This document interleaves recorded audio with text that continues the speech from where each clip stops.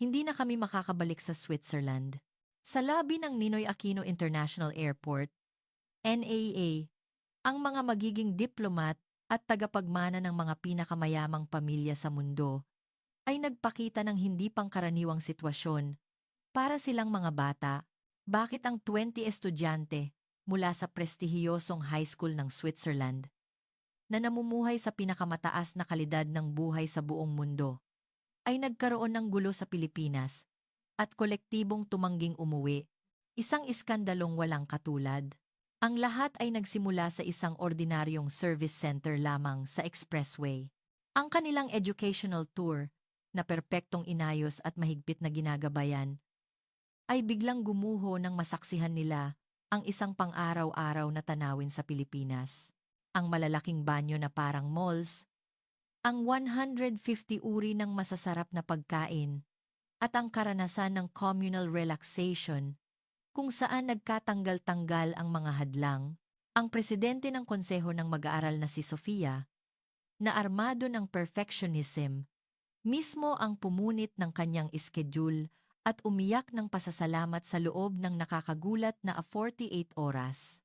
Ano ang hiwaga ng Pilipinas na nagpabago sa pundasyon ng kanilang matatag na pananaw sa buhay? Narito ang buong record ng emosyon at pagkabigla. Ayaw kong umuwi. 20 estudyante mula sa isang elite na paaralan sa Switzerland ang kolektibong tumangging umuwi. Ano ang nangyari sa kanilang educational tour sa Pilipinas? Ang anak ng Swiss kongresista ay pumunit ng kanyang boarding pass. Nabigla sila sa nakita nilang Tollway Service Center at Hot Spring Resort. Agad na nagpanik ang mga estudyante ng prestihiyosong Swiss high school pagbaba nila ng bus sa isang tollway service center sa Pilipinas. Bakit tuluyang gumuho ang plano nilang magbanyo lang at bumalik? Ang tanawing nasaksihan nila sa Pilipinas ay higit pa sa kanilang imahinasyon, kahit pa ipinagmamalaki nila ang pinakamataas na kalidad ng infrastruktura sa Europa. Ang service center ba ay may department store?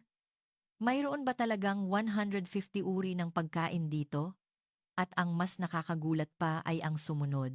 Nang huminto sila sa isang hot spring resort kinagabihan, lahat sila, mula sa anak ng bilyonaryong Swiss hanggang sa presidente ng konseho ng mag-aaral, ay naghubad ng mga kasuotan na nagpapakita ng kanilang yaman, nagrelax, at sumigaw habang umiinom ng malamig na kape. Wala kaming ganito sa Switzerland. Ano ang tunay na mukha ng Pilipinas na natuklasan nila sa sandaling gumuho ang pananaw sa mundo ng mga perfectionist na estudyante ng elite school? Maari mong makita ang buong kwento sa pamamagitan ng pag-like at pag-subscribe. Ipapakita ko sa inyo ngayon ang talaan ng nakakagulat na 48 oras. Kumusta? Ako si Sofia Mueller. Ako ang presidente ng konseho ng mag-aaral, grade 11, sa isang internasyonal na paaralan sa Switzerland. Ang tatay ko ay isang miyembro ng Swiss Federal Assembly at ang nanay ko ay isang international lawyer. Lumaki ako sa isang kapaligiran na nagbibigay diin sa perpektong plano at time management. Palagi akong nasa top 5% ng aking klase at nanalo ako ng Outstanding Award sa European Student Exchange Program, kaya't nagkaroon ako ng pagkakataong makilahok sa educational tour na ito sa Pilipinas. Nang naninirahan ako sa Switzerland, wala akong duda na ang aking bansa ay may pinakamataas na kalidad ng infrastruktura sa mundo. Malinis na kalsada, eksaktong schedule ng tren, mahusay na mga pampublikong pasilidad, lahat ay gumagalaw ng tumpak na parang orasan. Iyan ang Switzerland. Sa aking bag, mayroon akong schedule ng biyahe sa Pilipinas na inayos kada minuto. Watto 8:30 a.m. Aalis sa hotel. 9 a.m. Darating sa NAIA. Dalasang 2 p.m. Sasakay ng eroplano patungong Cebu. Lahat ay perpektong planado. Lahat ay perpektong planado. Ngunit may mali na nang dumating kami sa Pilipinas. Ang NAIA mismo ay parang isang lungsod. May shopping mall, museum, at kahit spa facility. Napakalaki nito kumpara sa neutral airport ng Switzerland. Naisip ko, hindi ba ang airport ay lugar lang para sumakay at bumaba ng eroplano? Bakit ito ginawang napakakomplikado? Ang mga kaibigan ko ay may katulad na reaksyon. Lahat kaming 20 estudyante sa klase ay piling-pili. Mahuhusay na mag-aaral mula sa iba't ibang bansa sa Europa. Si Hans mula sa Germany ay anak ng isang logistics expert at si Marie mula sa France ay anak ng isang diplomat.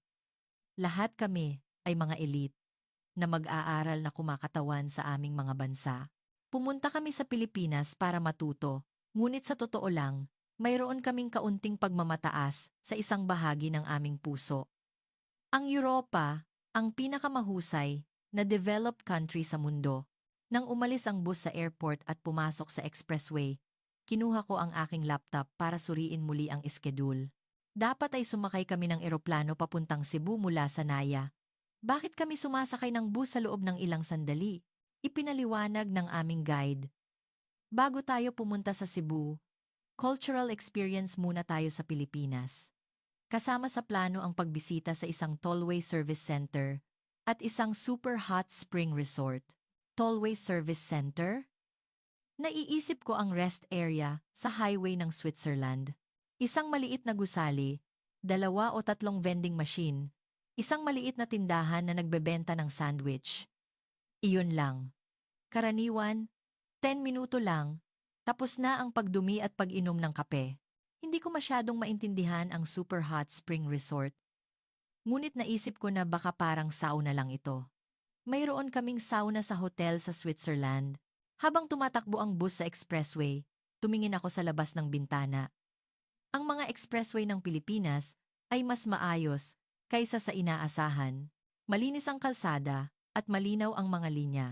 Ngunit may iba. Sa mga electronic signboard sa kalsada, ipinapakita ang real-time na sitwasyon ng trapiko, ang distansya patungo sa service center, at kahit ang mga sikat na menu ay inaanunsyo. Isang sistema na hindi ko pa nakita sa Switzerland. Tumatakbo na kami siguro ng 30 minuto.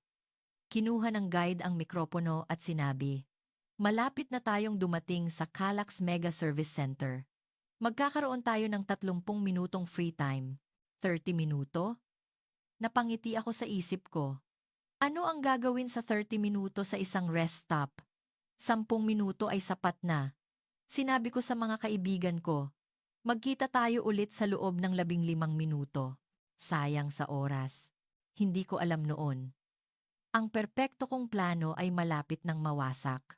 Ang service center sa Pilipinas ay ganap na ibang mundo sa aking imahinasyon. At ang katotohanan na ang aking life view mismo ay magbabago sa super hot spring resort kinagabihan. Nang pumasok ang bus sa parking lot ng service center, nanlaki ang mata ko sa labas ng bintana. "Ano yan? Sabi mo service center? Hindi ba department store yan?" Nang huminto ang bus, tumayo ako dala ang aking bag. Plano kong magbanyo agad, bumili ng tubig, at bumalik sa bus. Ngunit nang bumukas ang pinto ng bus at lumabas ako, natigilan ako. Masyadong malaki ang gusaling nakita ko sa harap ko. Ang salamin ng 2 palapag na gusali ay kumikinang. At ang pasukan ay malawak na bukas. Parang isang shopping mall. Ito ba ang rest stop? Bumulong si Hans, ang kaibigan ko mula sa Germany. Sa tabi ko, mahigit 10 malalaking bus. At napakaraming pribadong sasakyan na halos hindi na mabibilang. Ang rest stop sa Switzerland ay may 10 parking space lang. Ngunit ito ay parang 10 beses na mas malaki. Ang lahat ba ng mga taong ito ay pumunta sa rest stop? Habang naglalakad patungo sa pasukan, nagsimula akong kinabahan. Malakas ang pakiramdam ko na may iba sa inaasahan ko. Nang bumukas ang automatikong pinto, sinalubong ako ng malamig na hangin ng aircon. At nang makita ko ang tanawing bumungad sa harap ko, natigilan ako. Hindi ito rest stop, ito ay isang dambuhalang shopping mall.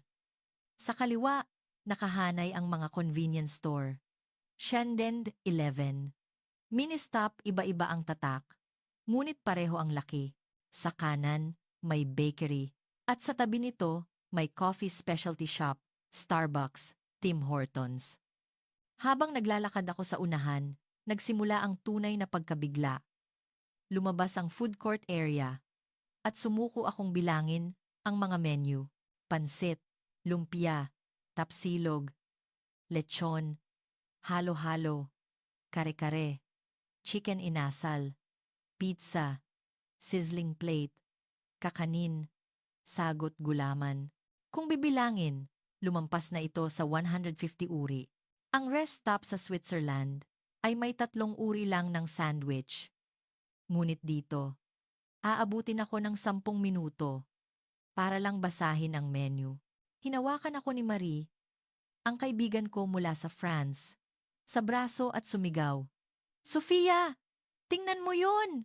Mayroon ding drugstore! Tumingin ako sa direksyon na tinuro ni Marie. Talagang may drugstore. Drugstore sa rest stop. Bakit? Sino ang bibili ng gamot sa rest stop ng expressway? Hindi ito maunawaan ng aking common sense. Sa tabi nito, mayroon ding optical shop at mga tindahan na nagbebenta ng mga local product at pasalubong. Hindi ito rest stop, ito ay isang maliit na baryo. Lumapit ako sa guide at nagtanong.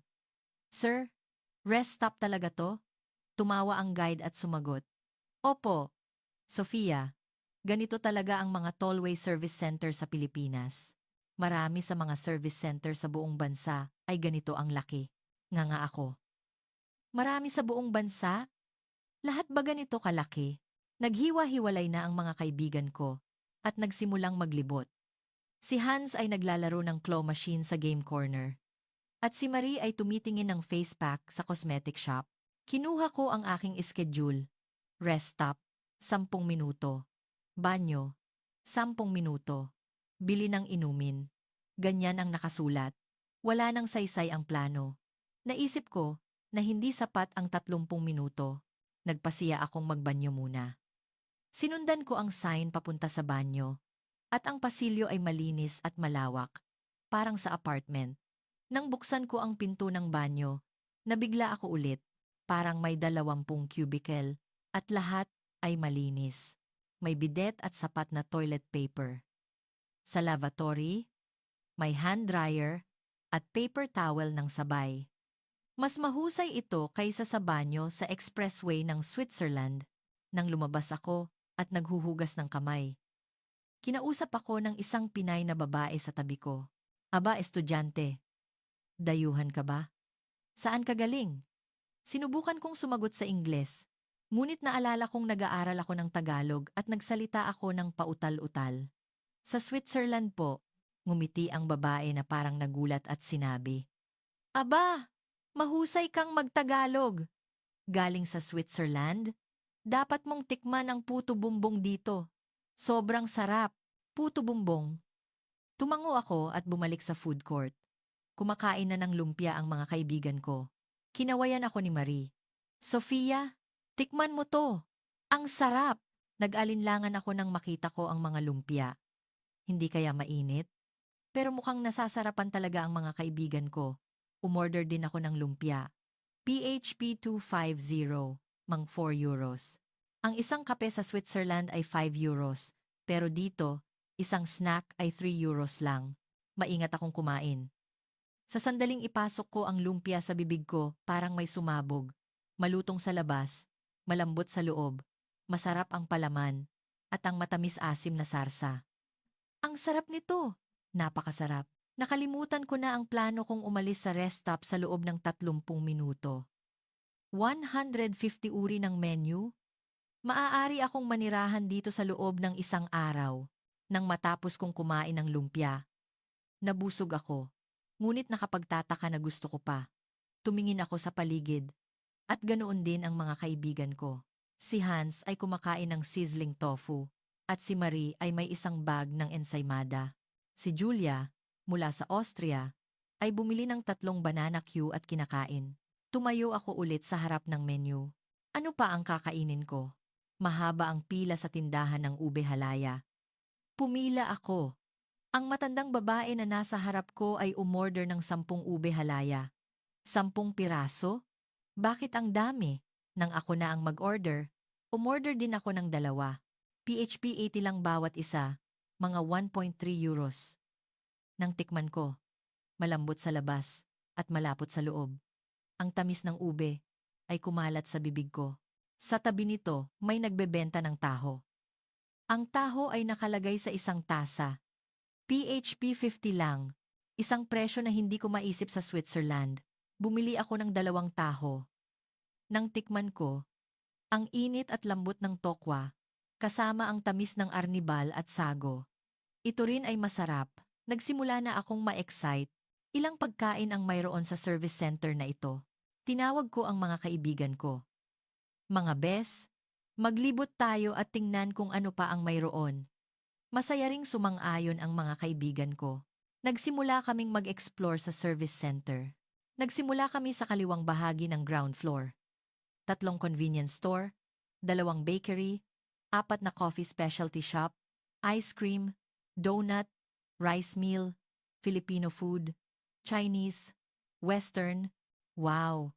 Lahat ng ito ay pwedeng kainin at hindi lang pagkain. May cellphone charging station, massage chair, at nursing room para sa mga bata. Nursing room sa rest stop? Umakyat kami sa second floor.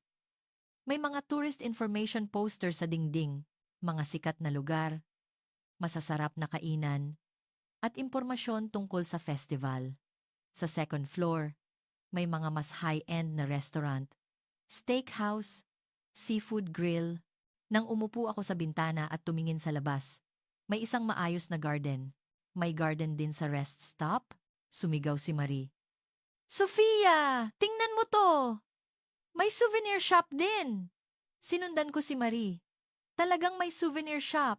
Mga tradisyonal na Filipino doll. Postcard. Keychain. At kahit barong Tagalog Experience Corner. Ito ay parang tourist spot na. Bumili ako ng 3 keychain. Isa para sa akin. At ang 2 ay para sa mga magulang ko. Sa Switzerland, bumaba ako ulit sa ground floor at pumasok sa convenience store. Ang laki ng convenience store ay parang supermarket sa kapitbahayan sa Switzerland. Parang may 100 uri ng inumin lang sa drink section. Pinili ko ang iced coffee in a bottle. Sabi ng kaibigan ko sa Pilipinas, masarap ito pagkatapos maligo pero masarap din kahit inumin ngayon. PHP 75 ang presyo. Binuksan ko at ininom. Ang tamis at creamy na lasa ng kape ay pumuno sa bibig ko. Ito rin ay masarap. Nang magbayad ako sa cashier, kinausap ako ng staff sa Ingles. Turista po kayo? Tumango ako. Ngumiti ang staff at sinabi, enjoy po sa trip ninyo sa Pilipinas. Nagpasalamat ako at umalis sa convenience store. Ang bait ng staff. Nang lumabas ako, may outdoor space. Ang playground para sa mga bata, pet walking area, at smoking area ay magkahiwalay. Masayang naglalaro ang mga bata sa playground at nagpapahinga ang mga magulang sa bench. Lahat ba ng ito ay pasilidad ng rest stop? Tiningnan ko ang orasan. 25 minuto na ang nakalipas. 2 minuto na lang. Ngunit napakaraming lugar ang hindi ko pa nakikita. Hindi ako nakapunta sa tindahan ng local product at hindi rin ako nakapunta sa drugstore. Hindi ko rin nakita ng maayos ang restaurant sa second floor. Hindi sapat ang 30 minuto. Nagtanong ako sa mga kaibigan ko. Nakita niyo na ba ang lahat? Lahat sila ay umiling. Sabi ni Hans, Sofia, hindi natin ito matatapos tingnan sa loob ng isang araw. Sa tingin ko, may game corner dito, massage chair, at kahit capsule toy. Capsule toy sa rest stop? Nagulat ako ulit. Nagbigay ng senyales ang guide na magtipon na. Oras na para bumalik sa bus. Dala ko ang aking bag. At may panghihinayang. Sa kamay ko, mayroon akong 2 ube halaya, isang bag ng ensaymada, 3 iced coffee, at 3 keychain. Ang dami kong nabili sa loob ng 30 minuto. Samantalang sa rest stop ng Switzerland, kape lang ang nabibili ko. Habang bumabalik sa bus, lumingon ako. Ang gusali ng service center ay kumikinang sa sikat ng araw. Patuloy na pumapasok at lumalabas ang mga tao. Naisip ko. Hindi iniisip ng mga Pilipino na ang service center ay rest stop lang. Para itong isang maliit na lungsod. Ngunit nagbigay muli ng bombshell ang guide. Mga bata, sa gabi, pupunta tayo sa mas mahiwagang lugar. Narinig niyo na ba ang Hot Spring Resort? Hot Spring Resort? Ano yon? Sa bus, kinuha ko ang cellphone ko at nag-search. Lumabas ang paliwanag Hot Springs Resort. Sa mga litrato, nakita ko ang mga tao na nakasuot ng parehong damit at nagpapahinga sa isang malaking silid. Ano to? Sa una, nag-search pa ako. Nakita ko na may malaking paliguan, communal pool, steam room, relaxation area, at food hall sa iisang gusali. Lahat ng ito ay nasa iisang gusali. Tumingin sa akin si Marie sa katabing upuan at nagtanong, "Ano yan?" Pinakita ko ang screen ng cellphone ko. Nagtataka rin si Marie. Pampublikong paliguan? Ligo kasama ng ibang tao? Hindi ko rin maintindihan. Sa Switzerland, ang paliligo ay lubos na personal. Ginagawa ito ng mag-isa sa banyo ng bahay. Nagsimulang magpaliwanag ang guide. Ang Super Hot Spring Resort ay isang kakaibang kultura ng Pilipinas. Ito ay isang lugar kung saan pinagsama ang tradisyonal na hot spring, spa, at leisure facility. Maaari kang pumunta kasama ng pamilya at kaibigan at maglaro sa loob ng isang araw. Bukas ito hanggang gabi at maaari kang matulog sa loob. Nanlaki ang mata ko. Matutulog doon hanggang gabi? Nagpatuloy ang guide. Pupuntahan natin ngayon ang sikat na paliwanag Hot Springs Resort, isang malaking spa facility. Magbabayad ka ng entrance fee at bibigyan ka ng resort attire at tuwalya. Sa loob, may hot spring pools na may iba't ibang tema. Steam rooms, food court, game corner, at comic book corner. Lalo akong naguluhan. Ito ba ay spa, hotel, o amusement park? Nagtataas ng kamay si Hans at nagtanong, "Sir, magkasama ba ang lalaki at babae?" Tumawa ang guide at sumagot, "Hiwalay ang pool area ng lalaki at babae. Ngunit sa relaxation area at steam rooms, nakasuot kayo ng resort attire. Kaya pwedeng magkasama ang lalaki at babae. Pumupunta kasi ang pamilya nang magkakasama." Ah, ganoon pala. Unti-unti ko nang naiintindihan. Pumasok ang bus sa siyudad. Matataas at siksikan ng mga gusali. Kumikinang ang mga neon sign. At mabilis na naglalakad ang mga tao sa kalye. Ang buhay ng lungsod sa Pilipinas ay talagang masigla. Mas dynamic ito kaysa sa Geneva sa Switzerland. Tumatakbo kami siguro ng 30 minuto. Huminto ang bus sa harap ng isang malaking gusali. Nakasulat sa labas ng gusali ang malalaking titik na paliwanag Hot Springs. Tumingin ako sa gusali pagbaba ko ng bus. 7 palapag ang gusali. Lahat ba ng ito ay paliguan? Pumasok kami sa loob at ang lobby ay malawak at malinis. Parang hotel. Nagbayad kami ng entrance fee sa counter. PHP 1,500. Bawat isang mang 25 euros. Ang sauna sa hotel sa Switzerland ay 40 euros. Bakit ang mura dito? Binigyan kami ng staff ng resort attire, tuwalya, at isang wristband. May maliit na susi ang wristband. Ipinaliwanag ng guide. Ang wristband na ito, ang gagamitin nyo para buksan ang locker at magbayad para sa pagkain o iba pang bibilhin sa loob. Magkasama nyo itong babayaran sa paglabas. Aba, kakaiba. Walang card o pera, wristband lang ang gagamitin para sa lahat. Pumasok kami sa changing room ng mga babae. Parang may daan-daang locker. Hinanap ko ang numero ko, binuksan ang locker, at inilagay ang bag ko. Pagkatapos, kinuha ko ang resort attire. Komportable, parang pajamas. Habang nagbibihis ako, tumatawa at nag-uusap ang mga Pinay na babae sa tabi ko. Nakaka-relax ang ambiyanse. Tumingin ako sa salamin pagkatapos kong magbihis ng resort attire. Nakakagulat na pare-pareho ang damit ng lahat. Hindi mo malalaman kung sino ang mayaman o sino ang estudyante, sabi ni Marie sa tabi ko. "Sofia, pare-pareho tayong tignan." Ang saya nito. Tumawa rin ako. Oo nga, lumabas kami sa communal area. Sa isang malawak na hall, nakaupo at nagpapahinga ang mga tao sa banig. May ilang TV at may mga silid na mukhang nap room. Tiningnan ko ang guideboard. First floor, lobby. Second floor, food hall. Third floor, steam rooms. Fourth floor, relaxation room. Fifth floor, open air hot spring. Sixth floor, massage. Seventh floor, rooftop garden. Lahat ba ng ito ay pasilidad? Tinipon kami ng guide at sinabi, "Okay, mga bata, 3 oras ang free time ninyo. Una, maligo muna tayo sa malaking pool area. At pagkatapos, subukan ninyo ang iba't ibang steam room. Kumain kayo ng iced coffee at pansit sa food hall mamaya. Magkita tayo ulit sa lobby ng 9 p.m. 3 oras? Tiningnan ko ang orasan. Sumbagatang ado ora, 6 p.m. ngayon, kaya hanggang 9 p.m.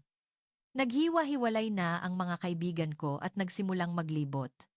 Nagpasiya akong pumunta muna sa malaking paliguan, communal pool, tulad ng sinabi ng guide.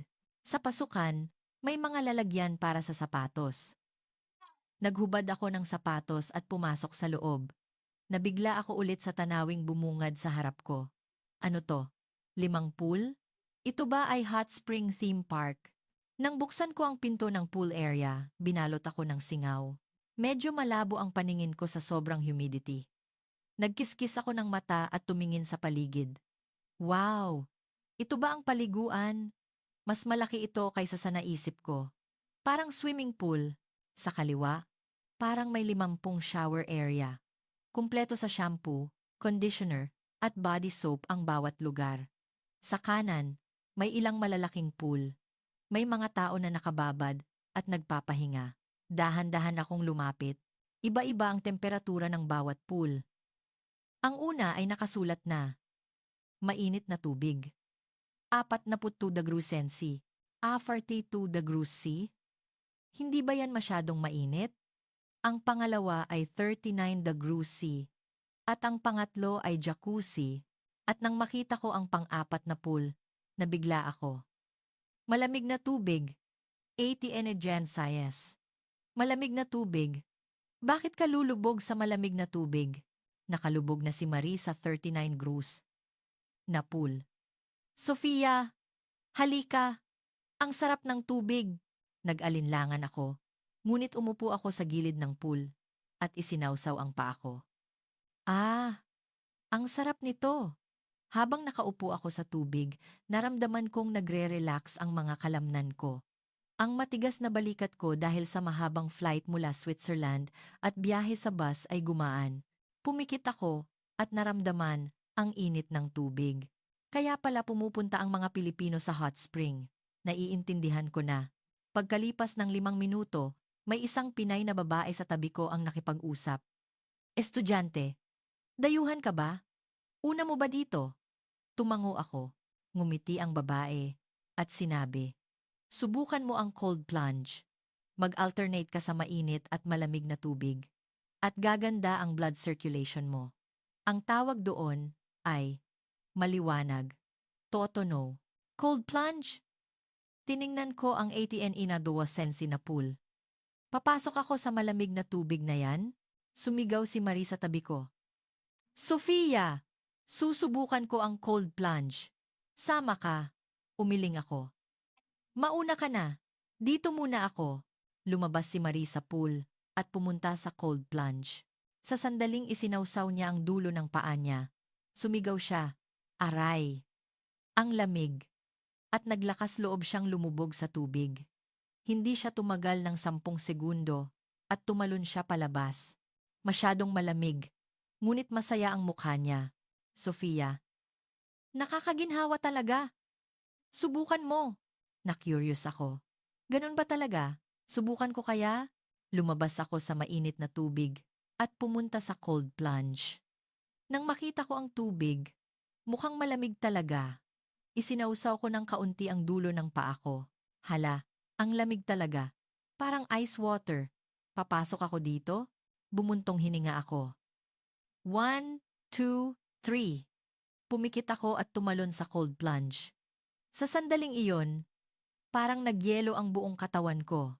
Ang lamig, kumabog ang puso ko, at humigpit ang balat ko. Hindi ako nakatagal ng 5 segundo at umakyat ako. Nanginginig ang buong katawan ko, ngunit may kakaibang nangyari. Malamig ang katawan ko, ngunit naramdaman ko ang init mula sa kaibuturan. Naramdaman ko ang mabilis na pag-ikot ng dugo. Ito pala ang blood circulation na sinasabi niya. Pumalakpak si Marie. Sofia, nagawa mo! Kumusta?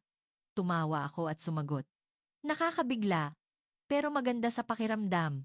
Gusto kong bumalik sa mainit na tubig. Bumalik kami sa 30 degrees na pool. Nang lumubog ako, mas naramdaman ko ang init ng tubig kaysa kanina. Salamat sa cold plunge. Malinaw kong naramdaman ang temperature difference. Ito pala ang kagandahan ng hot and cold therapy. Inunat ko ang mga kamay at paa ko sa tubig. Parang nabuhay ulit ang buong katawan ko. Pagkatapos maligo, nagpalit kami ng bagong resort attire. Habang nagpapatuyo ako ng buhok, nakita kong nakabalot ng tuwalya sa ulo ang mga Pinay na babae. Mukha silang ninja at cute. Ginaya namin at inilagay ang tuwalya sa ulo namin. Nagtinginan kami at tumawa. Mukha tayong mga lokal na Pilipino. Sumunod, pumunta kami sa steam room area. Umakyat kami sa 3rd floor. At may mga silid na may iba't ibang temperatura. 60 degrees C na silid, rock salt room, forest therapy room. Humiga kami sa mainit na sahig. Nakakakomportable ang init na nagmumula sa sahig. Unti-unting lumabas ang pawis. Nagsauna kami sa Switzerland. Ngunit ito ang unang beses na humiga ako na nakasuot ng damit. Sa tabi namin, may nagbabasa ng comic book at may natutulog. Ang kalayaan. Pagkatapos naming mag-steam ng 1 oras, punong-puno kami ng pawis. Ngunit nakapagtataka na hindi kami napagod. Sa halip, naramdaman naming gumaan ang katawan namin. Namangbayan gung. Namangbayang ka. Tinawag kami ni Hans. Uy, pumunta na tayo sa food hall. Nagugutom na ako. Tiningnan ko ang orasan. 8 p.m. na. Oo, nagugutom na ako. Umakyat kami sa food hall sa 2nd floor. Nang buksan ko ang pinto ng food hall, may masarap na amoy na bumati sa amin. Amoy ng sabaw. Amoy ng prito. Nang tingnan ko ang menu, may pansit, silog, halo-halo, at iced coffee. Sabi ng guide, ang iced coffee at pansit ang pinakamahusay pagkatapos maligo. Iced coffee? Bumili ako ng iced coffee in a bottle sa vending machine. PHP 75 bawat isa. Narinig ko na Philippine style daw na uminom habang nakahawak sa bewang. Ginaya ko at ininom ng mabilis. Matamis, malamig, at ang sarap. Bumalik ang sigla ng aking katawan na pinawisan. Pagkatapos maligo, sunod ang pansit. Umorder ako ng pansit canton. Mainit na noodle, may toppings na char siu at scallion. Kinuha ko ang chopsticks at sinipsip ang noodle. Zzz! Narinig ko na Filipino etiquette daw na kumain ng may tunog. Ang sarap. Ang sabaw ay masarap at mayaman. At ang noodle ay malambot. Sakto ito para sa asin na nawala ko pagkatapos magpawis. Ininom ko ang buong sabaw. Tumingin ako sa paligid. Mga pamilya, matatanda, at mga young couple ay lahat nagpapahinga at kumakain. Naisip ko nang makita ko ang tanawing ito. Ang Super Hot Spring Resort ay hindi lang lugar para maligo. Ito ay isang komunidad kung saan nagtitipon ang mga tao, naghuhubad ng mga maskara. Wala kaming ganitong lugar sa Switzerland. Ginugugol namin ang oras sa aming sariling bahay. Wala kaming kultura na mag-relax ng ganito. Kasimple sa pampublikong lugar. Parang nabasa ni Marie ang isip ko at sinabi, Sofia, maganda ang ambience dito, no? Lahat sila mukhang masaya. Tumango ako. Oo, talaga. Dito, walang pakialam sa tingin ng iba. Nagpapahinga sila sa kung sino sila. Pagkatapos kumain, pumunta kami sa relaxation room. May mga reclining chair na nakahanay. Bawat isa ay may TV. Umupo ako ng malalim sa upuan. Para itong paraiso. Pumikit ako ng 5 minuto. Yinugyog ako ni Hans. Sofia, Huwag kang matutulog. Magkikita tayo ng 9 p.m. Nagising ako. Oras na para umuwi. Nagpalit kami at bumaba sa lobby ng first floor. Naghihintay ang guide at ang iba pang kaibigan. Lahat sila ay may makinis na mukha at maganda ang blood circulation.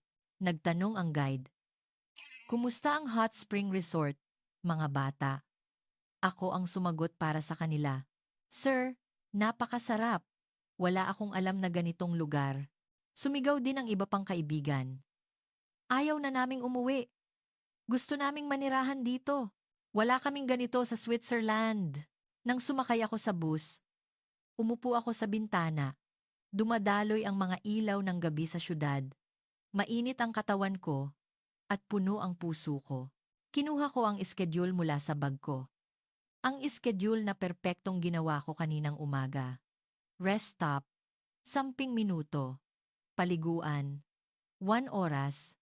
Sa katunayan, nagstay kami ng 30 minuto sa rest stop at 3 oras sa paliguan. Napangiti ako. Ganap na nabigo ang perpekto kong plano. Ngunit nakapagtataka na hindi ako nagalit. Sa halip, masaya ako. Dahil nakaranas ako ng mas magandang karanasan kaysa sa plano. Umupo si Marie sa tabi ko at nagtanong, "Sofia, bakit ka nakangiti?" Ginaya ko na pinunit ko ang schedule at sinabi, "Hindi ko na kailangan ang planong ito. Mag-enjoy tayo bukas ng walang plano." Nagulat at tumawa si Marie. Si Sofia, ang presidente ng konseho ng mag-aaral, walang plano? Baka umulan ng snow bukas. Habang papunta ang bus sa hotel, tiningnan ko ang araw na ito. Nang umalis ako sa Switzerland, inakala kong obserbahan ko ang Pilipinas. Ngunit sa katunayan, mas marami akong natutunan.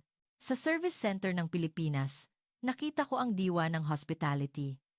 Hindi lang ito isang rest stop, kundi isang pagsisikap at passion na pasayahin ang mga bisita. Sa Hot Spring Resort, natutunan ko ang init ng komunidad.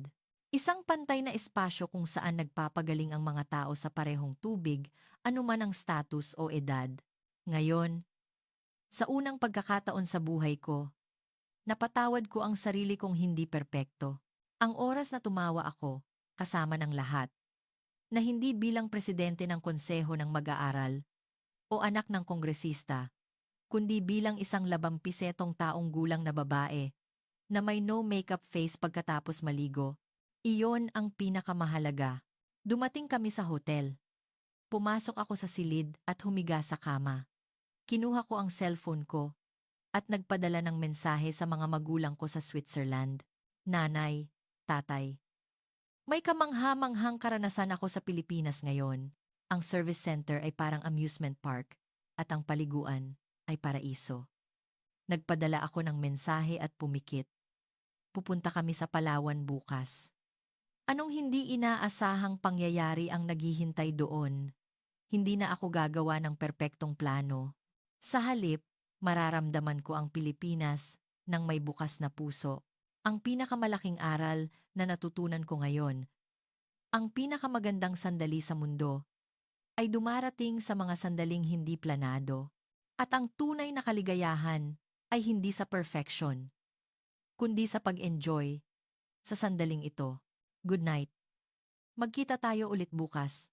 Si Sofia, ang presidente ng elite school sa Switzerland, na armado ng perfectionism, ay nakaranas ng pinakamalaking culture shock sa service center at hot spring resort ng Pilipinas. Isang service center na may 150 uri ng menu. Isang spa theme park na bukas hanggang gabi. Sa gabing lumubog siya sa mainit at malamig na tubig at ininom ang iced coffee. Naunawaan niya, ang mas mahalaga kaysa sa batas ay ang kasiyahan. At ang mas mainit kaysa sa individualismo ay ang empatiya. Ang infrastruktura ng Pilipinas ay hindi lang convenient, kundi lugar din para pagalingin ang puso ng mga tao. Nagsisimula pa lang ang biyahe ni Sofia. Ano pa ang ibang mukha ng Pilipinas na matutuklasan niya bukas? Kung nagustuhan niyo ang kuwentong ito, mag-subscribe at mag-like po.